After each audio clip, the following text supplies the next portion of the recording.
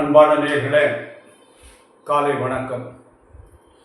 மாதர்மே மதுகைட பக்தி மகிஷ பிராணாபகே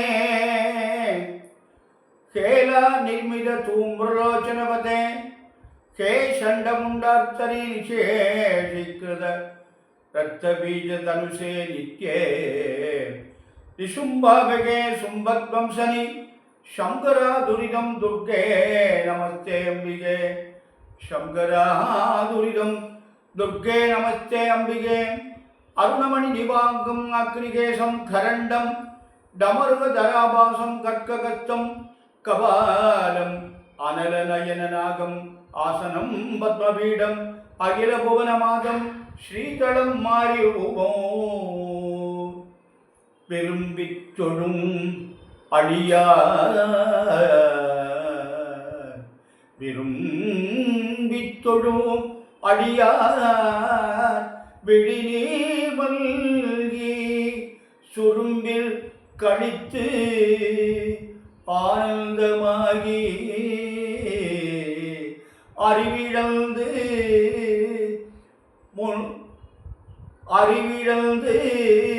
முன் சொன்னவெல்லாம் தரும் பித்தராவர் என்றால் அபிராமி சமயம் நன்றே அபிராமி சமயம் நன்றே. அன்பார்ந்த நேயர்களே, இன்று மாசி மாதம் 9ஆம் நாள் வெள்ளிக்கிழமை, அஷ்டமி தேதி காலையில் 9:39 வரை இருக்குது. பின்னாடி நவமி வந்துடுது. அனுஷ நட்சத்திரம் மதியம் 1:48 வரை இருக்குது. பின்னாடி கேட்ட நட்சத்திரம் வந்துடுது. சித்தயோகம் அனுஷம் இருக்கிற வரை சித்தயோகம் இருக்குது. கேட்ட வந்த உடனே மரண யோகம் வந்துடுது. ராகு காலம் எப்போதுமே வெள்ளிக்கிழமை 10 to 12 ராகு காலம். யமகண்டம் 3 முதல் 4:30, குளியல் 7:30 முதல் 9 வரை. சூலம் மேற்கு, பரிகாரம் வெள்ளம். அன்பான நேயர்களை, இந்த கிரகங்கள்லாம் எப்படி இருக்குதுன்னு பார்த்தீங்கன்னா, சூரியன் கும்பத்தில், சனி கும்பத்தில், புதன் கும்பத்தில், செவ்வாய் மிதுனத்தில் இருக்கார், குரு பகவான் ரிஷபத்தில் இருக்கார், சுக்கிரன் மீனத்தில் உச்சம் பெற்றிருக்காரு, சனி பகவானும் அவருடைய வீட்டில் கும்பத்தில் ஆட்சியில் இருக்கார், ராகு மீனத்தில் சுக்கிரனோட சேர்ந்துருக்காரு, கேது கன்னியில் 7ஆம் அந்த ராகுக்கு நேர எத்தாப்புல இருக்கார். இது இன்றைய கிரகங்களுடைய அமைப்பு. சந்திரன் விருச்சிகத்தில் இருக்கார். அதனால் இந்த அன்பான நேயர்களை இந்த மேஷராசிக்கு எப்படி இருக்குன்னு பார்ப்போம். மேஷராசி என்பவர்களுக்கெல்லாம் இந்த குரு பகவான் 2ஆம் இடத்துல இருக்கார். 2ல் குரு இருப்பது நல்லது. அதே நேரத்தில் இந்த சனி பகவான், சூரியன், புதன்லாம் 11 லாபஸ்தானத்தில் இருக்காங்க. அது நன்மை தான்.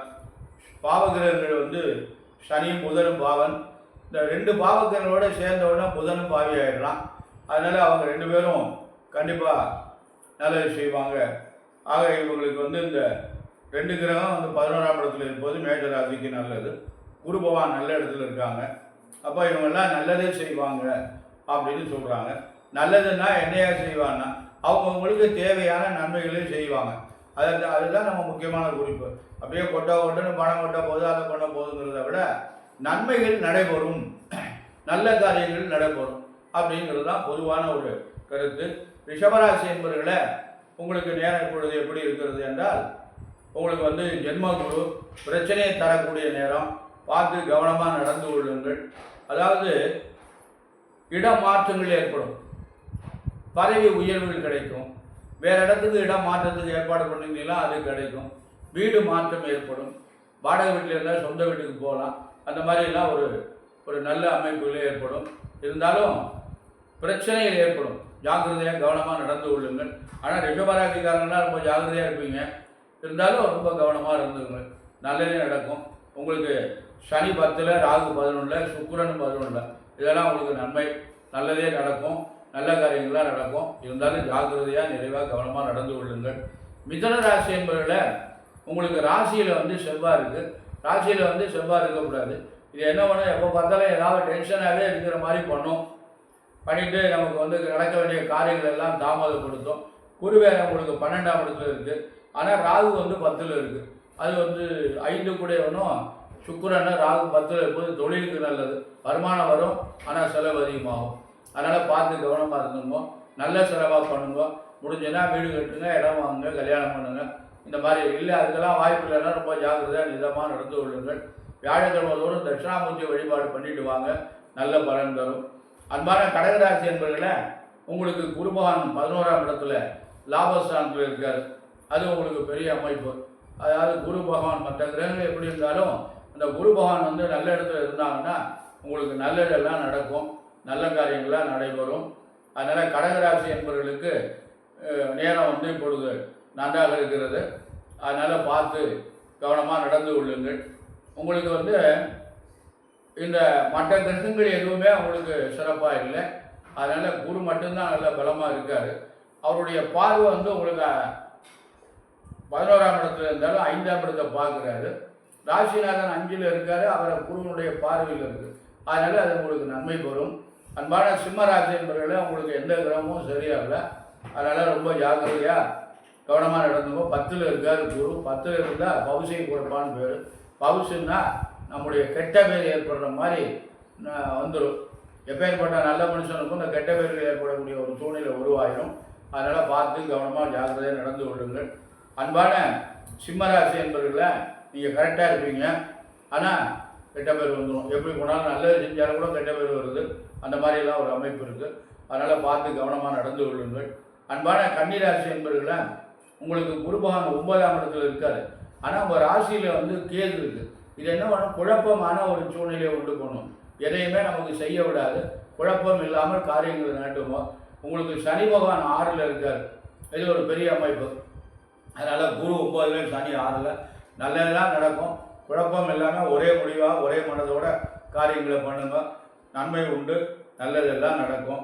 துளாராசி என்பவர்களை நேர்மையானவங்க, நியாயமானவங்க நீங்கள். ஆனால் உங்களுக்கு குரு 8ஆம் இடத்துல இருக்கார், அஷ்டம குரு. இந்த அஷ்டம குரு என்ன பண்ணுன்னா புதுசாக எதையும் செய்ய விடாது. இப்போ பழசு நம்ம பண்ணிட்டு இருக்கோம், ஒரு வியாபாரம் பண்ணிட்டு இருக்கோம் அப்படின்னா அதை நல்லா வெளிப்படுத்தலாம், அதை நல்லா கவனிக்கலாம்.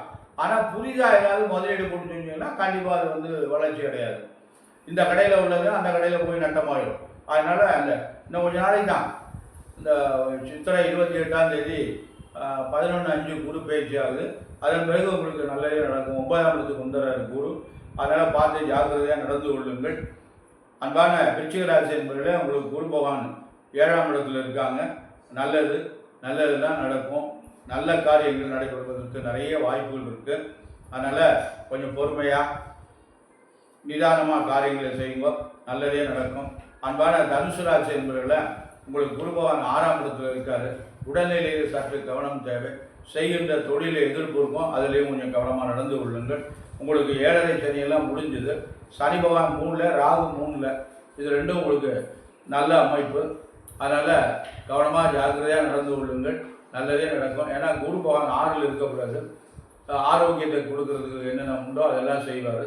அன்பான மகர ராசி என்பவர்களை, உங்களுக்கு நல்ல நாள். 7.5 இருக்குது. 7.5 இருந்தாலும் குரு பகவான் வந்து 5ஆம் இடத்துல இருக்கார். ராகு பகவான் வந்து உங்களுக்கு 3ஆம் இடத்துல இருக்கார். சுக்கிரன் 3ல் மறைவு, ஆனால் ராகு வந்து 3ல் இருக்கிறது நல்லது. மகர ராசி என்பவர்களுக்கு இந்த நல்ல நாள், நல்ல காரியங்களாக நடக்கும், நன்மை உண்டு அப்படிங்கிற அமைப்பு. கும்பராசி என்பவர்களே, உங்களுக்கு ஜென்மச்சனி நடந்து கொண்டு இருக்கிறது. உங்களுக்கு எந்த கிரகங்களும் சரியாக இல்லை. ஆனால் இந்த ஜென்மச்சனிங்கிற 7.5 சனி பகவானுடைய காலங்கிறதுல 3 அமைப்பு இருக்குது. முதல் சுற்று 30 வயசுக்குள்ளே வர்றது, 30 வயசுக்கு மேலே வர்றது 2வது சுற்று, 3வது சுற்று 60-70 வயசுக்கு மேலே வர்றது. முதல் சுற்று மங்கு சனி, 2வது சுற்று பொங்கு சனி, 3வது சுற்று மரண சனி. பொங்கு சனின்னா என்ன, நல்ல விரயங்களாக பண்ணும், கஷ்டப்படுத்தும், நன்மைகள் செய்யும். மங்கு சனினா ரொம்ப கஷ்டப்படுத்தும். முதல் ரவுண்டு ரொம்ப கஷ்டப்படுத்தும், கடைசி ரவுண்டு மரணத்துக்கு உண்டான முயற்சிகளை உண்டு பண்ணும். அதனால் அது வந்து உங்களுக்கு சில பேருக்கு ஆயுள் வந்து 80 வயசு வரையும் இருக்காங்கன்னா 7.5 ஒன்றும் பண்ணாது. அதனால் அதை பற்றி ஒன்றும் பயப்பட வேண்டாம். அன்பான மீன ராசி என்பவர்களை, உங்களுக்கு 7.5 சனி நடக்குது. உங்களுக்கு ராகு வந்து அதில் இருக்காது. அதனால் ராகு இந்த சித்திரை மாதம் 13ஆம் தேதி வரை உங்களுக்கு வந்து எதையுமே முன்னேற விட மாட்டார். அந்த ராகு பேச்சுக்கு அப்புறம் தான் உங்களுக்கு முன்னேற்றம் இருக்குது. அதனால் உங்களுக்கு சுக்கிரன் வேற உச்சம் பெற்றிருக்காரு. 3-8 கூடியவர் உச்சம் பெற்றிருக்காரு. மீனராசிக்கு குரு சுக்கிரன் உச்சம் பெறக்கூடாது, நல்ல கிரகம் இல்லை. அதனால் உங்களுக்கு வந்து எப்படின்னா அந்த குருவுடைய பார்வை வந்து சிறப்பாக இருக்குது. 9ஆம் இடத்தை பார்க்குறார், அது ஒரு நல்ல அமைப்பு. அதனால் செவ்வாய் நாளில் இருக்குது, உடல்நிலையில் ஜாக்கிரதையாக இருக்கணும். அதனால் ஆரோக்கியத்தில் ஏதாவது சின்ன சின்ன, அதாவது இந்த செவ்வாய் நாளில் இருந்தால் எப்போயுமே உடம்பு சூடாகவே இருக்கும், குற்றமாகவே இருக்கும் இந்த செவ்வாயினுடைய அமைப்பு. அதனால் உங்களுக்கு இந்த செவ்வாய் பயிற்சி வரையும் அந்த மாதிரி தான் இருக்கும். அதனால் மீனராசி என்பவர்களே ரொம்ப கவனம் தேவை, ஜாக்கிரதையாக நடந்து கொள்ளுங்கள். நான் இறை அருள் இருக்கிறது, அதனால் நல்லதே நடக்கும். மகர ராசி, கும்பராசி, மீனராசி என்பவர்களை 7 சனி இருப்பதனால சனிக்கிழமை தோறும் சனி பகவானுடைய வழிபாடு செய்யுங்க. கோளறு திருப்பதியம் பாராயணம் பண்ணுங்க. உங்களால் படிக்க முடியல அப்படின்னா வீட்டில் இருக்கிறவங்க மனைவியை பாராயணம் பண்ண சொல்லுவோம். கோளறு திருப்பதி நிச்சயமாக பாராயணம் பண்ண சொல்லுவோம், நல்லது. சனீஸ்வரருக்கு போய் எள்ளு விளக்கு போட்டு அர்ச்சனை பண்ணிட்டு வாங்க. முடிஞ்சதுன்னா வன்னி பத்திரம் கிடைச்சுன்னா வன்னி பத்திரத்தால் அர்ச்சனை பண்ணுங்க. அன்பான நேயர்களை, நாம் வந்து இந்த கிரகங்கள்லாம் நம்ம ஆய்வு செய்து தான் நம்ம பலனை சொல்லணும். கோச்சார பலன்களை மட்டும் நாம் வைத்துக்கொண்டு எல்லாமே நடக்கும் அப்படின்னு நம்ம பேச முடியாது. ஒரு ஜாதகத்தில் ஒரு ஜாதகர் வந்து நல்ல ராஜயோகத்தில் நல்ல செல்வாக்கில் இருக்காரு அப்படின்னா அதுக்கு என்ன காரணம் அப்படின்னு கேட்டிங்கன்னா, ஒரு ஜாதகத்தில் வந்து லெக்கணத்துக்கு 1, 4, 7, 10 இந்த இடங்களில் கிரகங்கள் பலமாக இருக்கும். அந்த மாதிரி இருந்தால் கட்டடம் ஸ்ட்ராங்காக இருக்குன்னு அர்த்தம். ஒரு வீட்டுக்கு 4 மூலையிலையும் பில்லர் கூடிய நல்லா ஸ்ட்ராங்காக இருந்து நல்லா போட்டோம்னா அந்த வீடு உட்காராது. அது மாதிரி இந்த லக்னம் என்று சொல்லக்கூடிய 1வது வீடு, 4வது வீடு, 7வது வீடு, 10வது வீட்டில் கிரகங்கள் நல்லா சிறப்பாக இருந்து 1, 5, 9ங்கிற திருகோணத்துறையும் கிரகங்கள் சிறப்பாக இருந்து குரு பகவான் நல்ல நிலையில் இருந்து சுக்கிரன் வந்து நல்ல நிலையிலிருந்து 10ஆம் அதிபதி பலமாக இருந்து 10லே இருந்து இந்த மாதிரியெல்லாம் ஒரு கிரகங்களுடைய அமைப்புகள் சிறப்பாக இருக்குமேனால் அந்த ஜாதகர் ராஜயோகத்தில் வாழ்வார். இதெல்லாம் அந்த ஜாதகத்துடைய நம்ம பிறக்கின்ற பொழுது அந்த கிரகங்கள்லாம் நம்ம ஜாதகத்தில் அந்த மாதிரி அமையணும். அந்த மாதிரி அமைஞ்சால் தான் நம்ம சௌகரியமாக வாழ முடியும். அதுக்கெல்லாம் நம்ம இறைவன் நம்முடைய செயலில் நம்ம ஜனனமாகின்ற பொழுது நமக்கு அன்றைக்கு நமக்கு கிரகங்கள்லாம் நம்ம ஜாதகத்தில் எப்படி அமைஞ்சிருக்கோ அது தக்கபடி தான் அமையும். அதனால் நம்ம என்ன பண்ணணும், அதுக்காக நம்ம எதையும் செய்யாமல் இருக்க முடியாது. நமக்கு இறை வழிபாடு தான் ரொம்ப முக்கியம். கடவுள் வழிபாடு நமக்கு எவ்வளவு நம்ம அன்போடு பண்ணுறோமோ அவ்வளவு நமக்கு வந்து நான் தான் தினம் சொல்லிட்டு இருக்கேன். நீங்கள் அது நடந்துடும், இது நடந்துடும், அதை பண்ணிடும், இது செஞ்சதுனால அது நடந்துடும், இதை வாங்கி நம்ம வச்சுக்கின்றதுனால நமக்கு வந்து பணம் கொட்டுன்னு கொட்டிடும் அப்படிங்கிறதெல்லாம் எனக்கு சம்மதம் இல்லை. ஏன்னா நம்ம ஜாதகத்தில் நமக்கு வந்து பொருளாதாரங்கள்ட்ட தங்கணும் அப்படின்னு நம்ம ஜாதகத்தில் இருக்கணும். அதுக்கு எப்படி இருக்கணும் அப்படின்னா, உங்கள் ஒரு ஜாதகத்தை எடுத்துக்கிட்டோமேனால், இப்போ மீன லக்னம்னு வச்சுங்களேன், ஒரு ஜாதகர் மீன லக்னக்காரர், அவருக்கு 2ஆம் இடமான மேஷம், அந்த மேஷத்துக்கு அதிபதியாக செவ்வாய் வந்து அந்த 2ல் இருக்கணும், இல்லைன்னா இதில் விருச்சிகத்தில் இருக்கணும், இல்லைன்னா உச்சம் பெறணும். இந்த 3 அமைப்பில் அந்த செவ்வாய் எங்கே இருந்தாலும் பொருளாதார பிரச்சனை வந்துடாது. அடுத்து தனகாரகன் குரு, அந்த தனகாரகன் பலமாக இருக்கணும்.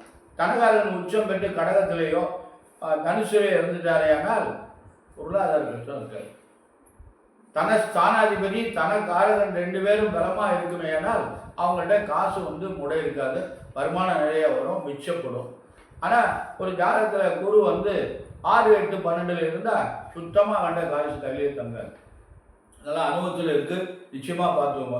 இதை போய் நம்ம என்ன பண்ணுறது, நம்ம வந்து குரு வந்து 6, 8, 12லையும் 2ஆம் அதிபதி பலம் இல்லாமல் இருந்துட்டானேனால் அவனுக்கு பொருளாதாரமே கையில் தங்காது.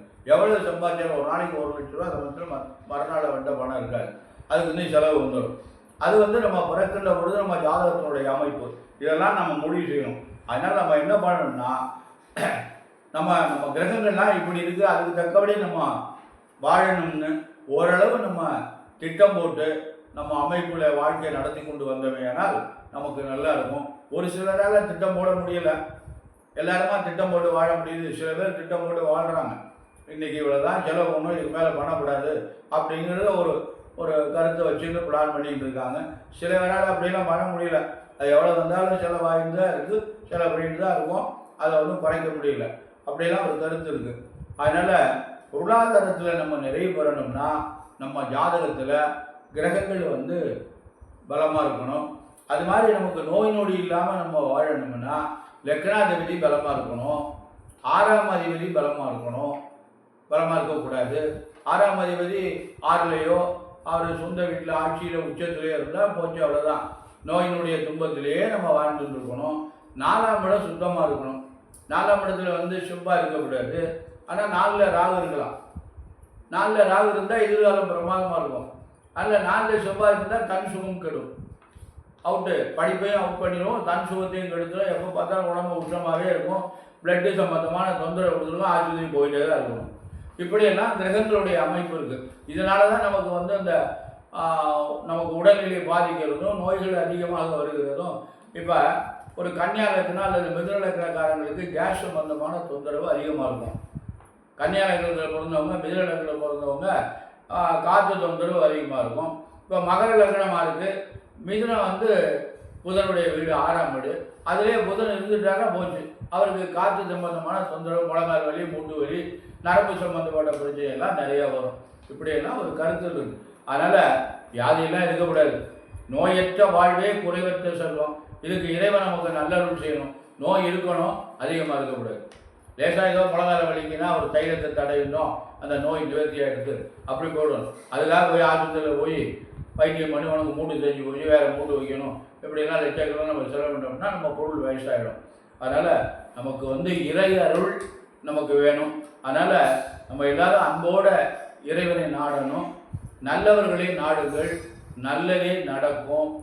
அதாவது நீங்கள் என்ன பண்ணீங்கன்னா, இன்று நமக்கு ஒரு கருத்து இருக்கிறது. எப்படின்னா, இந்த விளம்பரம் இருக்குது பார்த்தீங்களா, அதைத்தான் மக்கள் நம்புகிறார்கள். உண்மையான விளம்பரம், அதாவது நல்ல மனிதர்களுக்கு விளம்பரம் தேவையில்லை. ஆனால் இப்பொழுது என்ன பண்ணுறாங்கன்னா, விளம்பரம் எவ்வளவு வேகமாக இருக்கோ அதனால தான் அதை நம்பித்தான் மக்கள் அங்கே போய் கும்பிடுறாங்க. ஒரு கடை இருக்குது அப்படின்னா அந்த கடைக்கு விளம்பரம் அதிகமாக பண்ணுறதுனால அவங்க உடனே அந்த கடையில் ஃபுல்லாக பார்த்தா எப்போ பார்த்தாலும் வியாபாரம் அதிகமாகிட்டே இருக்குது. ஒரு நல்ல தரமான ஒரு சாமான் கொடுக்குறாங்கன்னா அதுக்கு விளம்பரம் இல்லைன்னா அந்த கடை பக்கம் யாருமே போக மாட்டேங்கிறாங்க. அப்படின்லாம் ஒரு கருத்து இருக்குது. ஆனால் அந்த விளம்பரத்தை தான் மக்கள் விரும்புகின்றார்கள். அதனால் அந்த விளம்பரம் என்பது அது ஒரு கருத்து ஏமாற்று வேலை என்று கூட சொல்லலாம். அது ஒரு நல்லவருக்கு விளம்பரம் தேவையில்லை, ஒரு நல்ல மருத்துவருக்கு விளம்பரம் தேவையில்லை, அந்த மாதிரிலாம் ஒரு கருத்து இருக்குது. அதனால் எதையுமே நாம் வந்து சிந்தித்து சீர்தூக்கி பார்த்து யாருடைய கருத்துக்கள் சிறப்பாக இருக்குன்னு சீர்தூக்கி பார்த்து அதன்படி நாம் நடந்து கொண்டு நம்முடைய வாழ்க்கையை வந்து சுகமாக வாழ வேண்டும். எல்லா மனிதர்களும் நலம் பெற்று பல்லாண்டு வாழணும். அதாவது நோய் நொடி இல்லாமல்